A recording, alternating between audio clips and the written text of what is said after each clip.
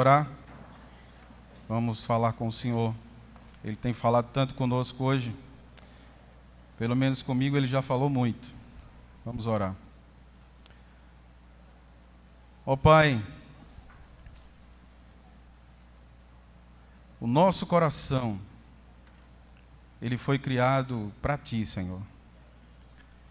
Porque é através dele que o Senhor vai agir no nosso ser, no nosso comportamento, nas nossas ações e reações. Por isso nós te pedimos agora que o Senhor venha falar mais uma vez conosco. Aquele que está aflito, aflita, que receba do Senhor hoje um abraço do Teu Espírito Santo, que receba paz. Aquele que está com a mente perturbada, confusa, uma guerra mental de pensamentos, seja visitada pelo Príncipe da Paz. Que a Tua palavra, Senhor, ela possa ser uma semente profunda lançada nos nossos corações. E que ela dê fruto para a glória do Teu nome. Em nome de Jesus. Amém. Graças a Deus. Irmãos, uma das coisas extraordinárias da vida cristã é a gente perceber que quando a gente se converte, a gente nasce de novo, mas muita coisa em nós parece que permanece ainda do mesmo jeito. Não sei se você já notou esse contraste. A gente se converte, a gente é transformado, a gente nasce de novo, mas tem algumas coisas que ainda ficam lá. Isso é uma prova daquilo que Paulo diz em Filipenses 1,6, aquele que começou a boa obra vai completá-la até o dia de Cristo Jesus. Então isso é maravilhoso. A gente percebe que há uma novidade, a boa nova do Evangelho chegou, mas ainda tem muito a ser trabalhado. Ainda tem muita coisa a ser feita na minha vida e na sua vida. E a beleza do Evangelho é que ele entra nessa confusão. Ele entra na nossa vida, nessa situação. E ele vai se misturando com a vida da gente. Ele vai se misturando com a família da gente. Ele vai se misturando com as ações, com as escolhas que a gente faz.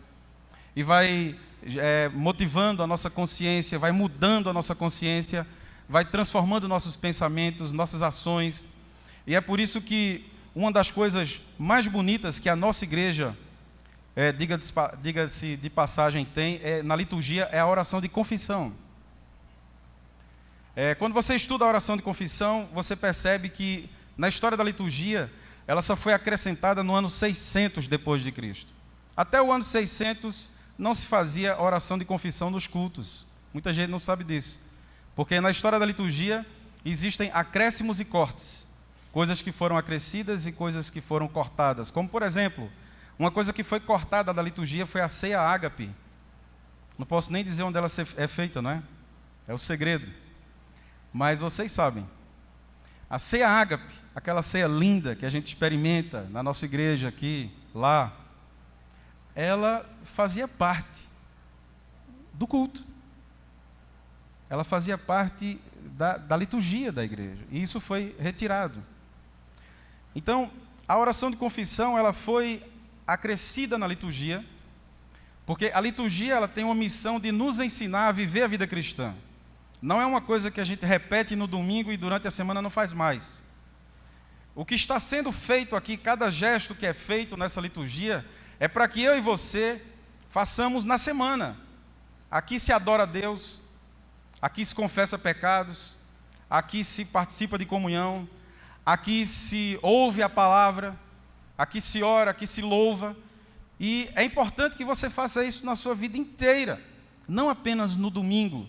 Porque se você experimentar cada ato da liturgia no dia a dia da sua vida, você vai experimentar a dinâmica do Espírito Santo na sua vida diária, em nome de Jesus.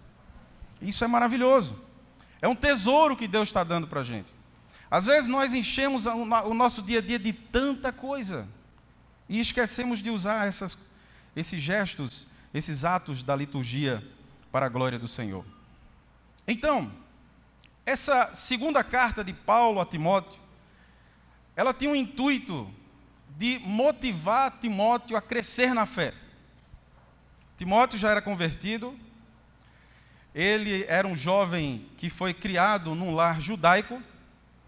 Ele conhecia muito o Velho Testamento. Nós podemos dizer que Timóteo era um filho na fé de Velho Testamento da sua mãe e da sua avó. Mas Timóteo ainda não conhecia o Evangelho. Ele conhecia a lei, mas ele não conhecia a graça. Ele conhecia Moisés, mas ele não conhecia Jesus. E quem apresentou essa nova aliança para Timóteo foi o apóstolo Paulo. E é por isso que Paulo, quando escreve a ele, diz que ele é filho na fé. Eu escrevo como um filho. Paulo cuida de Timóteo como um menino. E o desafio de Timóteo era grande, irmãos, porque Timóteo foi ser pastor numa igreja madura.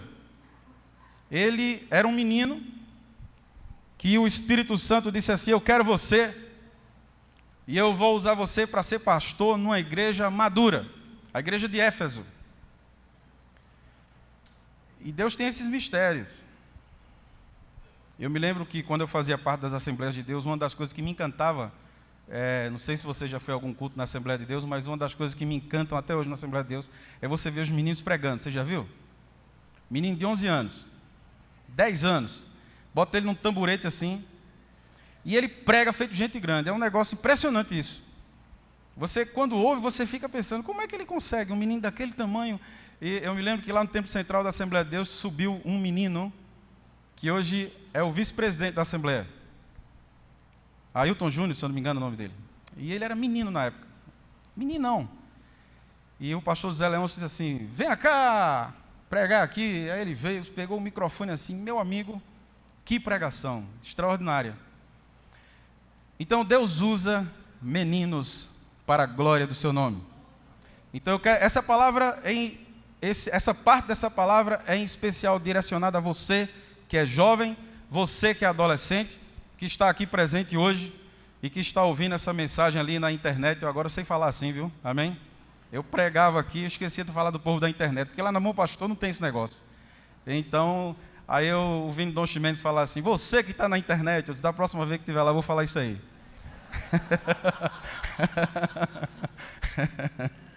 É bênção, a gente vai evoluindo, né?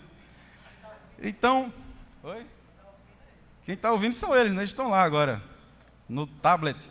Aí pregou um pastor lá na Bom Pastor um dia desse, ele disse assim: abram suas Bíblias e liguem suas Bíblias, né?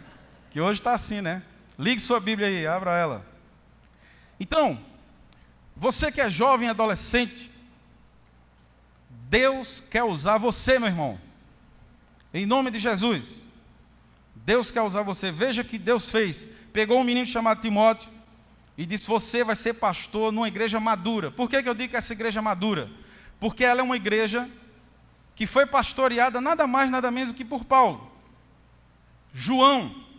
Então, imagine o tamanho da responsa. E em Atos 19, a Bíblia diz que essa igreja de Éfeso foi visitada poderosamente pelo Espírito Santo. Ela experimentou o avivamento. Então era uma igreja que tinha muita doutrina, tinha palavra profunda de Deus e tinha experiência com o Espírito Santo. Aí Deus disse assim: agora Timóteo, tu vai para lá. E aí ele foi ser o pastor lá. Quando eu acho que às vezes as pessoas dão uma responsabilidade, que Paulo impôs as mãos sobre Timóteo, e talvez Paulo pensou assim: rapaz, eu botei o menino lá. Isso os comentários bíblicos não dizem, sou eu que estou inventando esse negócio. Eu botei o menino lá, e o bichinho está lá, e como é que ele vai tomar conta daquele negócio, daquele tamanho? Aí Paulo disse: então eu vou escrever 2 cartinhas para ele. 2 cartas, para ajudar ele a não se perder no meio do processo. E aí escreveu 2 cartas a Timóteo. Na segunda carta, essa segunda carta aqui, Paulo tinha algumas preocupações. Ele tinha uma preocupação porque na igreja de Éfeso se instalou algumas heresias. A primeira delas foi o gnosticismo, que apregoava que existia uma elite espiritual que tinha um conhecimento que ninguém tinha. O segundo foi o judaísmo, que apregoava que as pessoas deveriam se circuncidar, além de se batizar, em nome do Pai, do Filho e do Espírito Santo. E o ascetismo, que pregava como se fosse uma vida monástica exagerada, que você tinha que se retirar do mundo para ser um cristão autêntico. Então, Paulo disse, eu tenho que escrever a Timóteo porque ele está sendo pastor nesse contexto tão difícil. E deu a ele as orientações devidas. E Paulo queria dizer a Timóteo como ele deveria conduzir a igreja nesse processo. Mas Timóteo tinha um problema pessoal também. É por isso que eu introduzi dizendo que a vida cristã você se converte, mas há um processo de transformação. Timóteo tinha um problema pessoal. O problema pessoal de Timóteo era um problema de timidez. Natural da idade. Ele era tímido. Ele não tinha aquela ousadia necessária para exercer um ministério desafiador. E aí Paulo escreve para ele vencer esse desafio da timidez no traço do seu caráter para a glória do Senhor. E eu quero trazer essa aplicação para as nossas vidas hoje, em nome de Jesus. Deus quer ajudar você a vencer suas fraquezas, sejam elas quais forem. A de Timóteo era a timidez, eu não sei qual é a sua, mas Deus vai lhe ajudar, em nome de Jesus. Deus vai lhe ajudar. E nós vamos aprender aqui algumas coisas nesse versículo tão pequenininho, mas tão precioso. É um tesouro do Evangelho para nós, uma semente poderosa para a minha vida e para a tua vida, para a glória do Senhor. Então, nós vamos aprender sobre o Evangelho na vida do discípulo. E a primeira coisa que a gente aprende é que o Evangelho ele nos dá as ferramentas para a gente conseguir ser um discípulo. Se você quer ser um discípulo e uma discípula de Jesus, creia, o Senhor vai te dar ferramentas para conseguir, em nome de Jesus. Porque Ele não só chama, mas Ele também capacita para a glória de Deus, para a sua própria glória. Nós precisamos vencer desafios na vida cristã, desafios na vida conjugal, desafios na criação dos nossos filhos. Como é difícil criar um adolescente hoje em dia, não é verdade? Criar um filho hoje em dia é um desafio gigantesco. Eu tenho recebido na paróquia Bom Pastor, no gabinete pastoral para conversar, pais e mães desesperados. Porque a meninada de 13 anos está bebendo mais do que os adultos. Bebe valendo, como diz lá na minha terra em Bom Conselho. Senta numa mesa de um bar, meu irmão, e é 2 garrafas de Johnny Walker, rótulo preto. É assim. E aí os pais ficam, meu Deus, o que fazer com essa meninada? O que é que a gente faz com essa meninada? Manda para o acampamento, não é não? Acampamento de adolescentes, mas já está lotado, tem mais vaga não, né? Então vai para o próximo, em nome de Jesus. Para o retiro. A gente precisa discipular essas pessoas. Como é difícil enfrentar o desafio do ambiente de trabalho, irmãos. Um dos lugares mais difíceis de dizer que é cristão, de assumir sua fé, é no ambiente de trabalho. Muitas pessoas têm dificuldade com isso, mas o Senhor hoje vai te ajudar a vencer isso em nome de Jesus. Para que você chegue no seu trabalho e você possa dizer, eu sigo Jesus, eu amo Jesus. Vamos falar por macho aí, em nome de Jesus.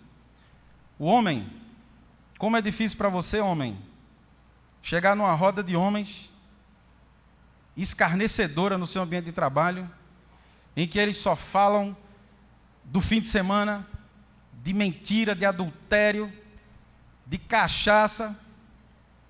O papo é reto hoje, amém? Aí o que acontece? Aí você se intimida e fica dizendo, meu Deus, como é que eu vou conseguir dizer que eu sou cristão aqui, dar um testemunho, falar do teu amor? Sabe? Eu me lembro que quando eu trabalhei no mercado de trabalho, eu tive uma ideia. Eu disse assim, eu vou propor ao dono da empresa, que ele não era convertido, mas eu propus a ele fazer um culto na empresa. Ele autorizou. Aí eu era gerente da empresa, aí comprei um monte de Bíblia e dei para todo mundo. E comecei a fazer culto lá. Porque eu comecei a perceber que na hora do almoço, meu amigo, olhe, rolava de tudo. Eu disse, então vai ser agora que a gente vai dar Bíblia para esse povo, orar com eles e falar de Jesus. E recentemente eu estava no meu Facebook, aí um cara lá da Paraíba, Disse, Valdemar, lembra de mim? Eu digo, rapaz, mais ou menos, que é tanta gente que passa pela vida da gente, né? Aí ele disse, tu era gerente na empresa, rapaz, que eu trabalhei, e tu fazia aqueles cultos lá, e dava a Bíblia pra gente, e insistia, e orava, e tinha dias que a gente fazia um culto, e eles ficavam rindo de mim, irmãos. Coisa mais difícil do mundo é você pregar o evangelho num ambiente hostil, onde a pessoa olha para você rindo, ironizando, zombando da sua fé. Mas se você tiver ousadia, você vai vencer esse mal, em nome de Jesus. Então, a gente insistia com esse negócio. E esse camarada era um dos mais zombadores. Ele tirava onda mesmo no culto.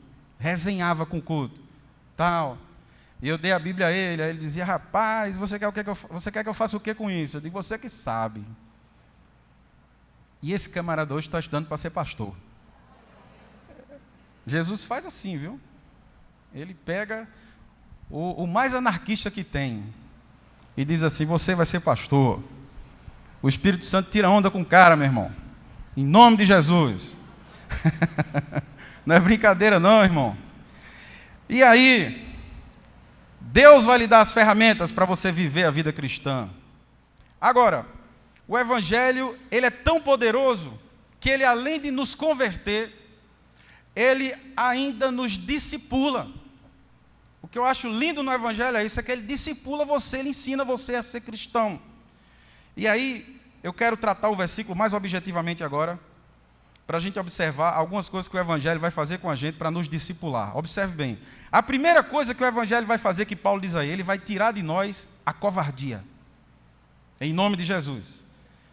Ele diz assim, pois Deus não nos deu espírito de covardia.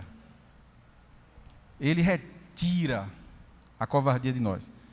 Se nós fizéssemos uma tradução livre, numa linguagem nordestina, a gente poderia dizer assim, o Evangelho diz para o cara assim, deixe de ser frouxo, meu irmão. Em nome de Jesus. Amém, irmãos? A gente tem que virar pentecostal nessa hora, viu? Em nome de Jesus. Tem que dar glória a Deus.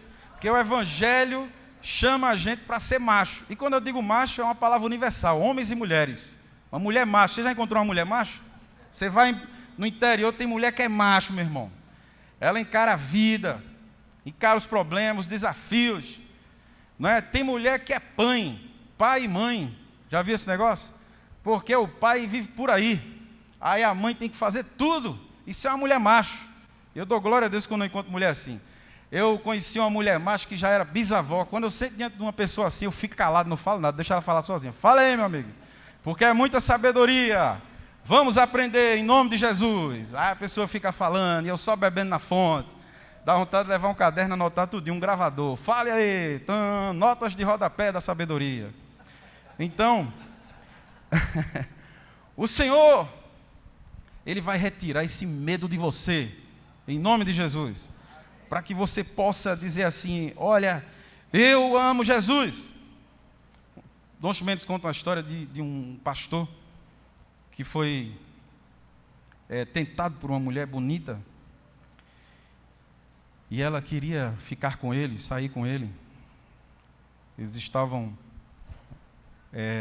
iam viajar, o pastor ia viajar para outro país, ia pregar em outro país, e essa pessoa fazia parte da agência de viagens, e atrasou, deu um problema lá, atrasou 5 horas, e a pessoa disse assim, olha, houve um problema aí no ticket, sei lá como é que é a história direito, mas a questão é que tem 5 horas aí, e a gente pode subir para o quarto, o que rolar, rolou. Você já deu de cara com um negócio desse, meu irmão? É bronca, viu? É um teste violento na fé do cara. Aí o indivíduo chegou, o pastor, né? Chegou para ela e disse assim, amiga, o problema é que você se encontrou com um homem apaixonado pelo reino de Deus. Apaixonado por Jesus. Se não fosse isso... Mas o problema é esse. É que Jesus entrou. E quando ele entra, ele faz o homem vencer esse mal que muitos homens acham que é impossível, para a glória de Deus. Porque a questão é o quanto você ama Jesus. A questão toda é essa. É o quanto você ama Jesus de Nazaré. Porque se você amar Jesus de Nazaré, mais do que tudo, mais do que todos, você vence tudo em nome de Jesus. Então ele vai tirar a covardia. Mas o evangelho é abundante. Aí tem uma segunda coisa que ele diz aí. Ele diz, ele nos deu poder. Então além de tirar a covardia, o Senhor vai dar poder para que a gente consiga viver o evangelho.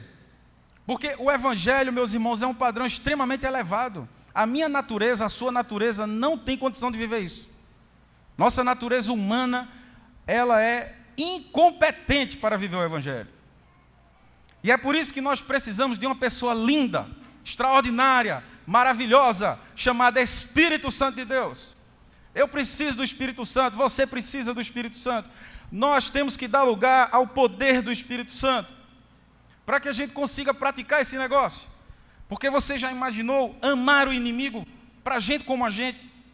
Nós somos egoístas, nós somos vaidosos, nós colocamos as nossas preferências à frente de tudo e de todos. Então como é que uma pessoa como eu e você vai conseguir viver isso?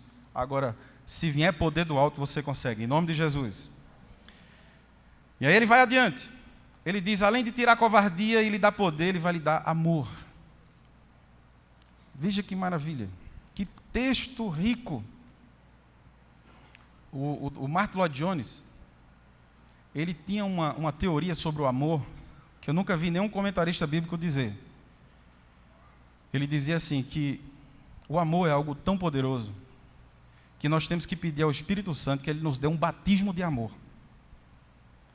O amor é tão poderoso que a gente tem que pedir ao Espírito Santo, porque às vezes, hoje está na moda por causa do nosso querido, amado movimento pentecostal, que eu amo demais, respeito demais, mas criou-se uma ênfase muito grande no fogo, o fogo, daqui a pouco está tudo incendiando.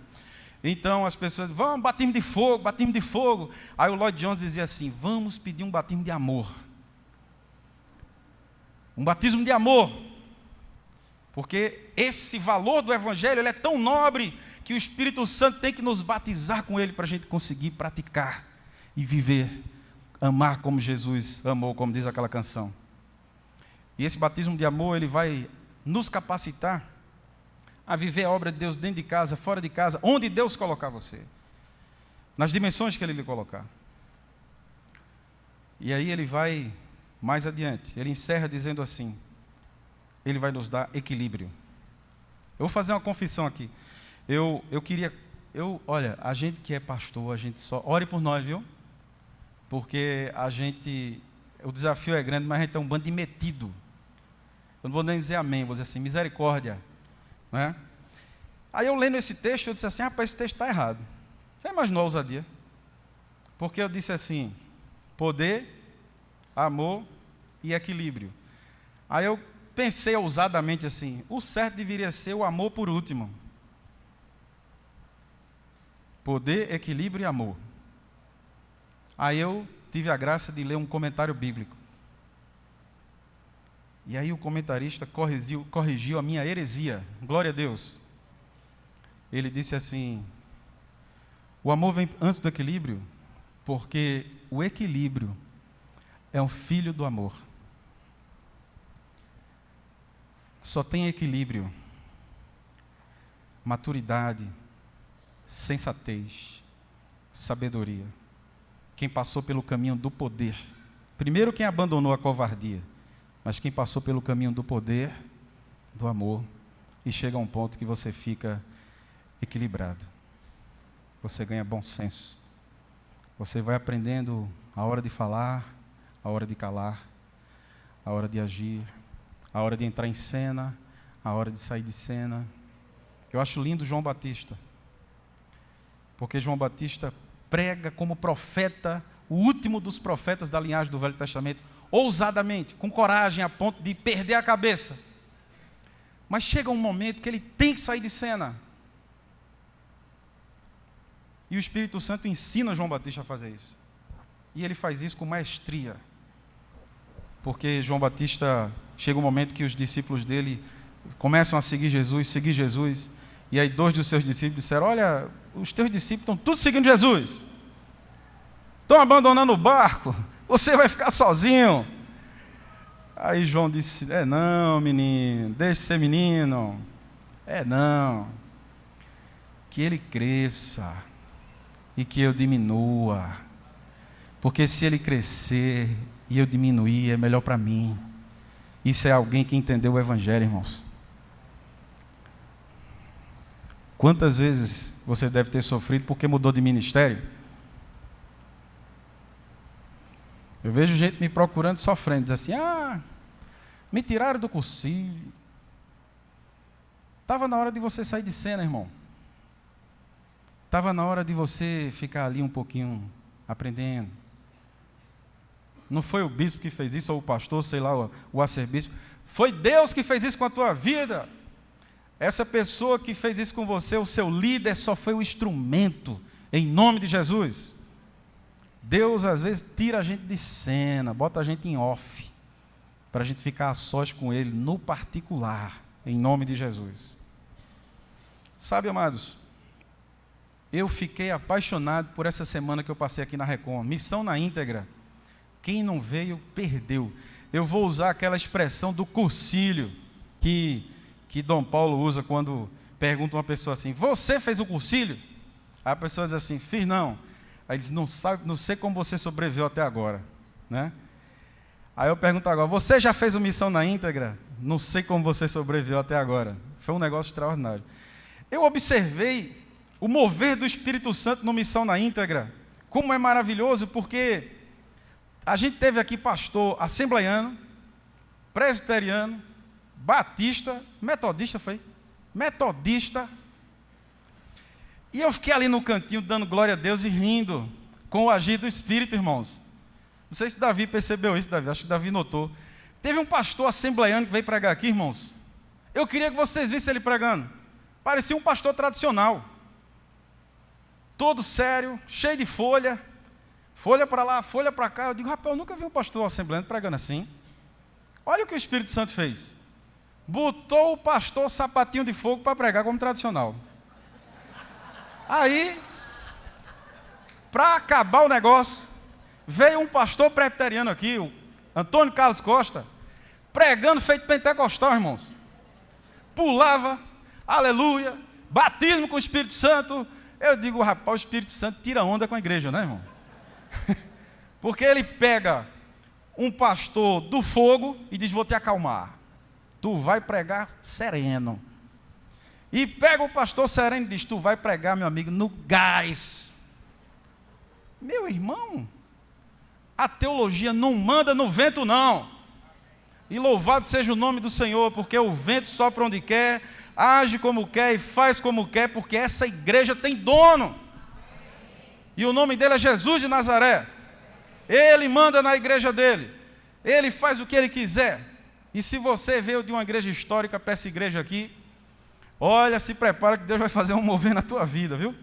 Às vezes o camarada chega... Eu me lembro no seminário de vida no Espírito Santo, chegou 2 pastores batistas, amigo meu lá, e eles eram daqueles já viu aquele baptista com PH, já viu esse negócio? O cara diz assim: eu sou baptista, e desde o berço e tal. Aí o Espírito Santo pegou esses 2 camaradas lá, meu amigo. Eu fiquei só olhando, digo: rapaz, os caras só faltaram sair voando, para a glória de Deus. Então, mas chega um momento, depois de toda essa experiência, que o que é que sobra? Sobra o equilíbrio.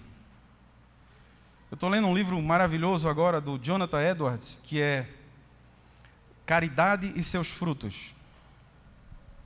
São 16 sermões em cima de 1 Coríntios 13. 16 sermões pregados num capítulo da Bíblia. E ele pregou essa série de sermões por uma grande razão. Eu vou encerrar com essa história. Porque a igreja dele sofreu um grande avivamento. O Espírito Santo se derramou naquela igreja poderosamente. Batismo com o Espírito Santo, conversão, cura, milagres extraordinários. E passou. Quando eu estudei a história dos avivamentos, eu sempre fiz uma pergunta ao Espírito Santo: por que o avivamento vem e passa? Por que não fica lá o tempo todo? Existem pessoas que ficam tentando reproduzir o avivamento, mas não adianta, porque isso é carnal. A gente tem que deixar o Espírito Santo fazer. Não adianta a gente querer fazer, porque quem faz o avivamento não sou eu nem é você, é o Espírito Santo de Deus. Em nome de Jesus. E aí, o Jonathan Edwards começou a orar e dizer, meu Deus, o que é que eu vou dar para a igreja agora? Depois que ela experimentou tudo isso, o que sobrou? Aí o Espírito Santo disse, pregue sobre amor, pregue sobre amor, pregue sobre o amor e pregue sobre o amor. E ele começou a pregar uma série de 16 sermões em 1 Coríntios 13 de amor. E uma das coisas que ele diz é que o céu é um universo de caridade e amor. Alguém contou uma ilustração que um homem teve um sonho e visitou o inferno. E quando ele chegou no inferno, ele viu que era um lugar luxuoso, suntuoso, ostentador. E tinha um homem num casarão imenso, sozinho. Tinha tudo. Se fosse na linguagem de hoje, internet, Wi-Fi, 100 mega, só para ele. E ele lá, sozinho. E o homem chegou para o chefe do inferno lá e disse, olha, eu notei que o negócio é bonito, é suntuoso, é luxuoso. Ele tem tudo de bom. Mas por que ele fica sozinho? Por que ele fica sozinho? E o chefe disse assim, é porque aqui é proibido amar. Aqui é proibido relacionamentos. Aqui é proibido perdão, reconciliação. Não pode ter essas coisas aqui. Diferente do céu. E o Jonathan Edwards, ele diz assim, esse céu de caridade e amor, ele tem que ser trazido para a terra. E como é que o céu é trazido para a terra? É quando você se transforma num céu, em nome de Jesus. É quando seu casamento vira céu. É quando sua família vira céu. É quando uma igreja vira um pedacinho do céu na terra. E as pessoas entram lá e dizem assim, olha, eu entrei num pedacinho do céu, aquilo é um pedacinho do céu. Quando a gente vai fazer o cursilho, a gente tem essa sensação, né? O camarada vai empurrado e sai empurrado, né? Porque ele quer ficar lá. Ele experimenta o céu. Deus quer fazer de você um céu, meu irmão, nessa terra. Para isso Ele vai te dar poder, amor e moderação, em nome de Jesus. Vamos ter uma palavra de oração? Vamos ficar em pé, para a gente orar.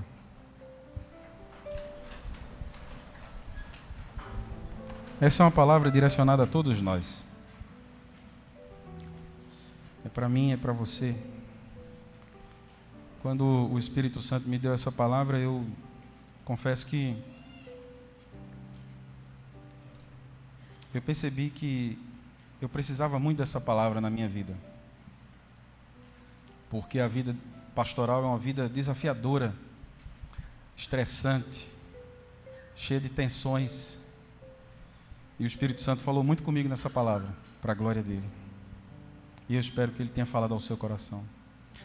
Vamos orar.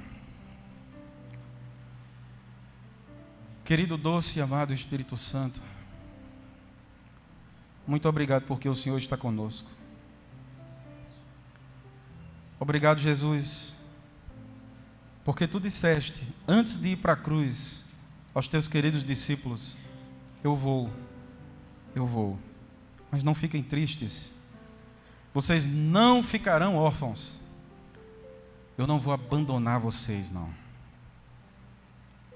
E é maravilhoso que quando o Senhor ressuscita, e aqueles discípulos estão ali assustados com a força da morte, com a força da tragédia da cruz, e eles estão apavorados naquela reunião de oração, e eles estão clamando, e eles estão com medo, mas o Senhor aparece a eles, vivo e ressurreto, e a primeira palavra que o Senhor diz a eles: